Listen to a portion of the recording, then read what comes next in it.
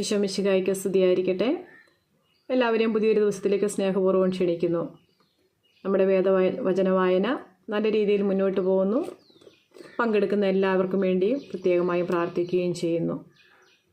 നമുക്കിന്നത്തെ വായന ആരംഭിച്ചാലോ? ഇന്ന് നമ്മൾ വായിക്കാൻ പോകുന്ന ഭാഗം വിശുദ്ധ മർക്കോസ് ശ്ലീഹായുടെ സുവിശേഷം അധ്യായം 7, പാരമ്പര്യത്തെക്കുറിച്ച് തർക്കം. ഫരിസേയരും ജെറുസലേമിൽ നിന്ന് വന്ന ചില നിയമജ്ഞരും യേശുവിന് ചുറ്റും കൂടി. അവൻ്റെ ശിഷ്യന്മാരിൽ ചിലർ കൈ കഴുകി ശുദ്ധി വരുത്താതെ ഭക്ഷണം കഴിക്കുന്നത് അവർ കണ്ടു. പൂർവികരുടെ പാരമ്പര്യമനുസരിച്ച് ഫരിസേയരും യഹൂദരും കൈ കഴുകാതെ ഭക്ഷണം കഴിക്കാറില്ല. പൊതുസ്ഥലത്തു നിന്ന് വരുമ്പോഴും ദേഹശുദ്ധി വരുത്താതെ അവർ ഭക്ഷണം കഴിക്കുകയില്ല. കോപ്പകളുടെയും കലങ്ങളുടെയും ഓട്ടുപാത്രങ്ങളുടെയും ക്ഷാളനം തുടങ്ങി മറ്റു പല പാരമ്പര്യങ്ങളും അവർ അനുഷ്ഠിച്ചു പോന്നു. ഫരിസേയരും നിയമജ്ഞരും അവനോട് ചോദിച്ചു, നിന്റെ ശിഷ്യന്മാർ പൂർവികരുടെ പാരമ്പര്യത്തിന് വിപരീതമായി അശുദ്ധമായ കൈകൊണ്ട് ഭക്ഷിക്കുന്നു എന്തുകൊണ്ട്? അവൻ പറഞ്ഞു, കപടനാട്യക്കാരായ നിങ്ങളെക്കുറിച്ച് യെശയ്യാ ശരിയായി തന്നെ പ്രവചിച്ചു. അവൻ എഴുതിയിരിക്കുന്നു, ഈ ജനം അധരങ്ങൾ കൊണ്ട് എന്നെ ബഹുമാനിക്കുന്നു, എന്നാൽ അവരുടെ ഹൃദയം എന്നിൽ നിന്ന് വളരെ ദൂരെയാണ്. വ്യർത്ഥമായി അവർ എന്നെ ആരാധിക്കുന്നു, മനുഷ്യരുടെ കൽപ്പനകൾ പ്രമാണങ്ങളായി പഠിപ്പിക്കുകയും ചെയ്യുന്നു. ദൈവത്തിൻ്റെ കൽപ്പന ഉപേക്ഷിച്ച് മനുഷ്യരുടെ പാരമ്പര്യം നിങ്ങൾ മുറുകെ പിടിക്കുന്നു. അവൻ തുടർന്നു, നിങ്ങളുടെ പാരമ്പര്യം പാലിക്കാൻ വേണ്ടി നിങ്ങൾ കൗശലപൂർവ്വം ദൈവകൽപ്പന അവഗണിക്കുന്നു. എന്തെന്നാൽ നിന്റെ പിതാവിനെയും മാതാവിനെയും ബഹുമാനിക്കുക, പിതാവിനെയോ മാതാവിനെയോ ദുഷിച്ചു പറയുന്നവൻ മരിക്കട്ടെ എന്ന് മോശ പറഞ്ഞിട്ടുണ്ട്. എന്നാൽ ഒരുവൻ തൻ്റെ പിതാവിനോടോ മാതാവിനോടോ നിങ്ങൾക്കെന്നിൽ നിന്ന് ലഭിക്കേണ്ടത് ഖുർബാൻ, അതായത് വഴിപാടാണ് എന്ന് പറഞ്ഞാൽ മതി എന്ന് നിങ്ങൾ പറയുന്നു. പിന്നെ പിതാവിനോ മാതാവിനോ വേണ്ടി യാതൊന്നും ചെയ്യാൻ നിങ്ങൾ അവനെ ഒരിക്കലും അനുവദിക്കുന്നുമില്ല. അങ്ങനെ നിങ്ങൾക്ക് ലഭിച്ച പാരമ്പര്യം വഴി ദൈവവചനം നിങ്ങൾ നിരർത്ഥകമാക്കുന്നു. ഇതുപോലെ പലതും നിങ്ങൾ ചെയ്യുന്നു. ആന്തരികവും ബാഹ്യവുമായ ശുദ്ധി. ജനങ്ങളെ വീണ്ടും അടുത്തേക്ക് വിളിച്ച് അവൻ പറഞ്ഞു, നിങ്ങളെല്ലാവരും എൻ്റെ വാക്ക് കേട്ട് മനസ്സിലാക്കുവിൻ. പുറമേ നിന്ന് ഉള്ളിലേക്ക് കടന്ന് ഒരുവനെ അശുദ്ധനാക്കാൻ ഒന്നിനും കഴിയുകയില്ല. എന്നാൽ ഉള്ളിൽ നിന്ന് പുറപ്പെടുന്നവയാണ് അവനെ അശുദ്ധനാക്കുന്നത്. കേൾക്കാൻ ചെവിയുള്ളവൻ കേൾക്കട്ടെ. അവൻ ജനങ്ങളെ വിട്ട് ഭവനത്തിലെത്തിയപ്പോൾ ഈ ഉപമയെക്കുറിച്ച് ശിഷ്യന്മാർ ചോദിച്ചു. അവൻ പറഞ്ഞു, നിങ്ങളും വിവേചനാശക്തി ഇല്ലാത്തവരാണോ? പുറമേ നിന്ന് മനുഷ്യൻ്റെ ഉള്ളിൽ പ്രവേശിക്കുന്ന ഒന്നിനും അവനെ അശുദ്ധനാക്കാൻ സാധിക്കുകയില്ലെന്ന് നിങ്ങൾ മനസ്സിലാക്കുന്നില്ലേ? കാരണം അവ മനുഷ്യൻ്റെ ഹൃദയത്തിൽ പ്രവേശിക്കുന്നില്ല, പിന്നെയോ ഉദരത്തിലേക്ക് കടക്കുകയും വിസർജിക്കപ്പെടുകയും ചെയ്യുന്നു. എല്ലാ ഭക്ഷണ പദാർത്ഥങ്ങളും ശുദ്ധമെന്ന് അങ്ങനെ അവൻ പ്രഖ്യാപിച്ചു. അവൻ തുടർന്നു, ഒരുവൻ്റെ ഉള്ളിൽ നിന്ന് പുറപ്പെടുന്ന കാര്യങ്ങളാണ് അവനെ അശുദ്ധനാക്കുന്നത്.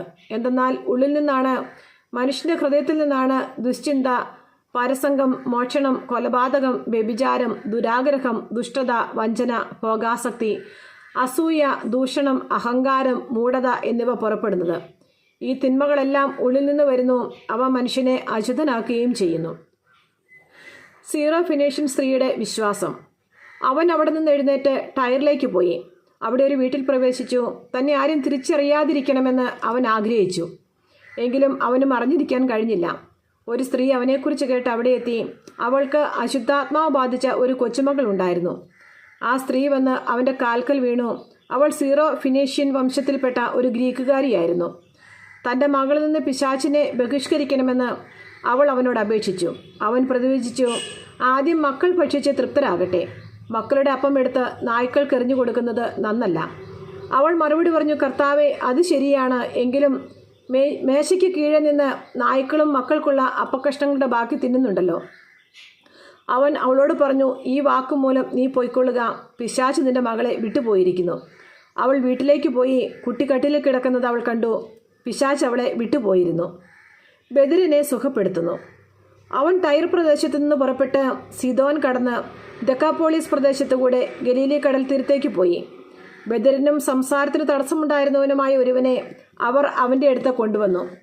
അവൻ്റെ മേൽ കൈകൾ വയ്ക്കണമെന്ന് അവർ അവനോട് അപേക്ഷിച്ചു. യേശു അവനെ ജനക്കൂട്ടത്തിൽ നിന്ന് മാറ്റി നിർത്തി. അവൻ്റെ ചെവികളിൽ വിരലുകളിട്ടു. തുപ്പലുകൊണ്ട് അവൻ്റെ നാവിൽ സ്പർശിച്ചു. സ്വർഗത്തിലേക്ക് നോക്കി നെടുവീർപ്പിട്ടുകൊണ്ട് അവനോട് പറഞ്ഞു, എഫാത്ത, തുറക്കപ്പെടട്ടെ എന്നർത്ഥം. ഉടനെ അവൻ്റെ ചെവികൾ തുറന്നു, നാവിൻ്റെ കെട്ടഴിഞ്ഞു. അവൻ സ്ഫുടമായി സംസാരിച്ചു. ഇക്കാര്യം ആരോടും പറയരുതെന്ന് അവൻ അവരെ വിലക്കി. എന്നാൽ എത്രയേറെ അവൻ വിലക്കിയോ അത്രയേറെ ശുഷ്കാന്തിയോടെ അവർ അത് പ്രഘോഷിച്ചു. അവർ അളവറ്റ വിസ്മയത്തോടെ പറഞ്ഞു, അവൻ എല്ലാ കാര്യങ്ങളും നന്നായി ചെയ്യുന്നു. ബധിരർക്ക് ശ്രവണശക്തിയും ഊമർക്ക് സംസാരശക്തിയും നൽകുന്നു. നമ്മുടെ കർത്താവായ ഈശോ മിശിഹായ്ക്ക് സ്തുതി. സങ്കീർത്തന പുസ്തകത്തിനുള്ള വായന, അധ്യായം 35. കർത്താവെ, നീതി നടത്തി തരണമേ. കർത്താവെ, എന്നിൽ കുറ്റം ആരോപിക്കുന്നവനിൽ അങ്ങ് കുറ്റം ആരോപിക്കണമേ. എന്നോട് പൊരുതുന്നവനോട് അങ്ങ് പൊരുതണമേ. കവചവും പരിചയം ധരിച്ച് എൻ്റെ സഹായത്തിന് വരണമേ. എന്നെ പിന്തുടരുന്നവരെ കുന്തമെടുത്ത് തടയണമേ. ഞാനാണ് നിന്റെ രക്ഷയെന്ന് എൻ്റെ പ്രാണനോട് അരുളി ചെയ്യണമേ. എൻ്റെ ജീവൻ വേട്ടയാടുന്നവരെ ലജ്ജിതരും അപമാനിതരുമാക്കണമേ. എനിക്കെതിരെ അനർത്ഥം നിരൂപിക്കുന്നവർ ഭ്രമിച്ച് പിന്തിരിയട്ടെ. അവരെ കർത്താവിൻ്റെ ദൂതൻ ആട്ടിപ്പായിക്കട്ടെ. അവർ കാറ്റിൽപ്പെട്ട പതിരുപോലെയാകട്ടെ. കർത്താവിൻ്റെ ദൂതൻ അവരെ അനുധാവനം ചെയ്യട്ടെ. അവരുടെ വഴി അന്ധകാരപൂർണവും തെന്നി വീഴുന്നതുമാകട്ടെ. അകാരണമായി അവർ എനിക്ക് വലപിരിച്ചു. കാരണം കൂടാതെ അവർ എന്നെ വീഴ്ത്താൻ കുഴി കുഴിച്ചു. അപ്രതീക്ഷിതമായി നാശം അവരുടെ മേൽ പതിക്കട്ടെ. തങ്ങൾ വിരിച്ച വലയിൽ അവർ തന്നെ കുടുങ്ങട്ടെ. അവർ അതിൽ വീണ് നശിക്കട്ടെ. അപ്പോൾ ഞാൻ കർത്താവിൽ ആനന്ദിക്കും, അവിടുത്തെ രക്ഷയിൽ ആനന്ദിച്ചുല്ലസിക്കും. കർത്താവെ, എൻ്റെ അസ്ഥികൾ പ്രഘോഷിക്കും. അങ്ങേക്ക് തുല്യനായി ആരുണ്ട്? ബലഹീനനെ ശക്തരിൽ നിന്നും ദുർബലനും ദരിദ്രനുമായവനെ കവർച്ചക്കാരിൽ നിന്നും അങ്ങ് രക്ഷിക്കുന്നു. നീചസാക്ഷികൾ എഴുന്നേൽക്കുന്നു. ഞാൻ അറിയാത്ത കാര്യങ്ങൾ അവർ എന്നോട് ചോദിക്കുന്നു. നന്മയ്ക്ക് പ്രതിഫലമായി അവർ എനിക്ക് തിന്മ തരുന്നു. ഞാൻ നിസ്സഹായനായിരിക്കുന്നു. എന്നാൽ അവർ രോഗികളായിരുന്നപ്പോൾ ഞാൻ ചാക്കുടുത്ത് ഉപവസിച്ച് ആത്മപീഡനമേറ്റു. ശിരസ് നമിച്ച് ഞാൻ പ്രാർത്ഥിച്ചു. സുഹൃത്തിനെയോ സഹോദരനെയോ ഓർത്ത് ദുഃഖിക്കുന്നവനെ പോലെ ഞാൻ പ്രാർത്ഥിച്ചു. അമ്മയെ ഓർത്ത് വിലപിക്കുന്നവനെ പോലെ കരഞ്ഞുകൊണ്ട് തല കുനിച്ചു നടന്നു. എന്നാൽ അവർ എൻ്റെ വീഴ്ചയിൽ കൂട്ടം കൂടി ആഹ്ലാദിച്ചു. ഞാൻ അറിയാത്ത മുടന്തന്മാർ നിർത്താതെ എന്നെ പരിഹസിച്ചു. അവർ എന്നെ ക്രൂരമായി പരിഹസിച്ചു. എൻ്റെ നേരെ പല്ലെറിമി. കർത്താവെ, അങ്ങ് എത്ര നാൾ ഇത് നോക്കി നിൽക്കും? അവരുടെ ആക്രമണങ്ങളിൽ നിന്ന് എന്നെ രക്ഷിക്കണമേ. ഈ സിംഹങ്ങളിൽ നിന്ന് എൻ്റെ ജീവനെ രക്ഷിക്കണമേ. അപ്പോൾ ഞാൻ മഹാസഭയിൽ അങ്ങേക്ക് നന്ദി പ്രകാശിപ്പിക്കും. ജനസമൂഹത്തിൽ ഞാൻ അങ്ങയെ സ്തുതിക്കും. വഞ്ചകരായ എൻ്റെ ശത്രുക്കൾ എന്നെ നോക്കി സന്തോഷിക്കാൻ ഇടയാക്കരുതേ. അകാരണമായി എന്നെ വെറുക്കുന്നവർ കണ്ണിറുക്കാൻ ഇടയാക്കരുതേ. അവർ സമാധാനത്തെപ്പറ്റി സംസാരിക്കുന്നില്ല. ശാന്തമായി താമസിക്കുന്നവർക്കെതിരെ വഞ്ചന നിരൂപിക്കുന്നു. അവർ എൻ്റെ നേരെ വാ പിളർന്നിരിക്കുന്നു. ഹായ്, ഞങ്ങളത് നേരിൽ കണ്ടുവെന്ന് അവർ പറയുന്നു. കർത്താവെ, അവിടുന്ന് കണ്ടിട്ടുണ്ടല്ലോ. അവിടുന്ന് മൗനമായിരിക്കരുതേ. കർത്താവെ, എന്നിൽ നിന്ന് അകന്നിരിക്കരുതേ. എൻ്റെ ദൈവമായ കർത്താവെ, എനിക്ക് നീതി നടത്തി തരാൻ ഉണർന്നെഴുന്നേൽക്കണമേ. എൻ്റെ ദൈവമായ കർത്താവെ, അങ്ങയുടെ നീതിക്കത്ത് എനിക്ക് നീതി നടത്തി തരണമേ. അവർ എൻ്റെ മേൽ വിജയം ആഘോഷിക്കാൻ ഇടയാക്കരുതേ. ഞങ്ങളുടെ ആഗ്രഹം സാധിച്ചുവെന്ന് അവർ പറയാതിരിക്കട്ടെ. ഞങ്ങൾ അവനെ വിഴുങ്ങിയെന്ന് അവർ വീമ്പിളക്കാതിരിക്കട്ടെ. എൻ്റെ അനർത്ഥത്തിൽ ആഹ്ലാദിക്കുന്നവർ ലജ്ജിച്ച് സംഭ്രമിക്കട്ടെ. എനിക്കെതിരെ അഹങ്കരിക്കുന്നവരെ ലജ്ജയും അപമാനവും പൊതിയട്ടെ. എൻ്റെ നീതി സ്ഥാപിച്ചു കിട്ടാൻ ആഗ്രഹിക്കുന്നവർ ആനന്ദിച്ച് ആർപ്പിടട്ടെ. തൻ്റെ ദാസൻ്റെ ശ്രേയസ്സിൽ സന്തോഷിക്കുന്ന കർത്താവ് വലിയവനാണ് എന്ന് അവരെന്നും പറയുമാറാകട്ടെ.